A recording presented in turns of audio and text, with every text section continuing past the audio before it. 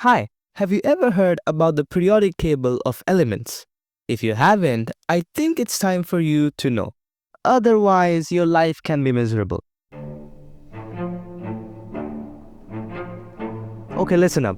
This is a chemical equation, which is a symbolic representation of a chemical reaction. Everything on the left of the arrow are the reactants, and everything on the right of the arrow are products. So instead of writing zinc plus sulfuric acid will give zinc sulfate plus hydrogen, we can just write Zn plus H2SO4 will give ZnSO4 plus H2. But actually, there are types of equations, balanced and unbalanced. If there are the same number of atoms on both sides of the arrow, the equation is balanced. And if it's not, it's not balanced. Now you might ask, why the hell are we doing this? And well, I don't know either. But science says that the law of conservation of mass is the main reason. We need to make the reaction effective, and we can do that by balancing. To balance an equation, step 1, find the arrow.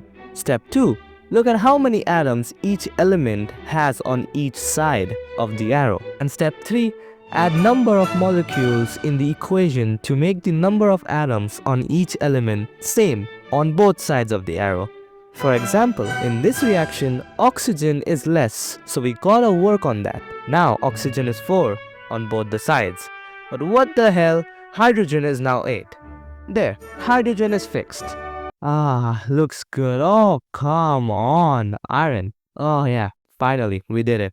With balancing, you would also have to say what state an element is in. So these are the basic physical components. Small g for gas, small l for liquid, aq for aqueous, which is basically a solution, and small s for solid. Enough of equations now, let's try reactions and see if they're any better or not. Chemical reaction is a process in which one or more substances are converted into one or more different substances. Talking science, there are 4 types of chemical reaction: combination, decomposition, displacement, and double displacement. Combination reaction is a reaction in which 2 or more substances combine to form a new substance. For example, Fe plus S will equal FeS, C plus O2 will equal CO2. That's simple. Okay, get ready for decomposition reaction because there's a lot in it. Decomposition reaction is a reaction in which a compound breaks down into 2 or more simpler substances. There are 3 types of decomposition reaction: thermal, electrolysis, photolysis. Thermal decomposition is any decomposition reaction which uses energy in form of heat. Example, lead nitrate is heated to form lead oxide plus nitrogen dioxide plus oxygen. Electrolysis decomposition is any decomposition reaction using electrical energy. Example, sodium chloride will turn into 2 sodium and 2 chlorine. Photolysis decomposition is any decomposition reaction using light energy. Example, silver chloride will turn into 2 silver plus 2 chlorine. With all these, exothermic and endothermic reactions are also decomposition reactions. Exothermic reaction is any reaction in which heat and light is released. Respiration is an exothermic reaction. Carbohydrates are broken down to form glucose. Glucose then combines with oxygen to give energy. Endothermic reaction is any reaction in which heat and light is absorbed.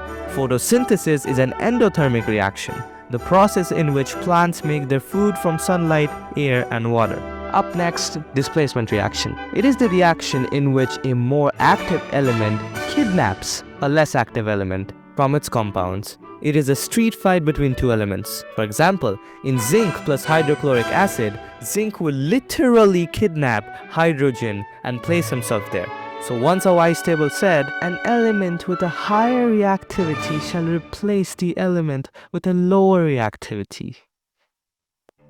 Double displacement reaction, more fighting, let's go. In this reaction, 2 ionic compounds in the solution react by exchanging their ions to form new compounds. Basically, a whole-on war is going on here. For example, barium chloride plus sodium sulfate will give barium sulfate and sodium chloride. You see how that switched? Basically, a positive valency will replace another positive valency and vice versa. Okay, now you know what chemical reactions are, but just please stick with me for a couple more small topics. Oxidation, in simple terms, the gain of oxygen and loss of hydrogen. Reduction, the gain of hydrogen and loss of oxygen. Now these are simple, but these guys actually have their own agents. They are called oxidizing agent and reducing agents. Now that we know who these guys are, let's see them in action. Zinc oxide plus carbon will give zinc plus carbon monoxide. Here we have to see the valencies of the elements. If the element takes electrons, then that element is reduction. Here, zinc is taking electrons. And if the element is giving electron, that element is oxidation. Here, carbon is giving electrons. To find the agents, just switch it. The oxidation element is the reducing agent, and the reduction element is the oxidizing agent. This is basically a redox reaction, and they are chemical reactions in which both oxidation and reduction happens at the same time. Corrosion is basically when metal is attacked by substances around it, such as moisture. Example, the rusty cycle of yours. Yeah, rancidity is basically a chemical reaction that causes food to smell and taste bad. Example, you have a bag of chips, they are crunchy, but if you leave them open in air for a while, they will not be crunchy anymore and can probably have a bad taste. And oh my god, I literally see chemical reactions when I close my eyes now. But hey, now you know all about chemical reactions and equations.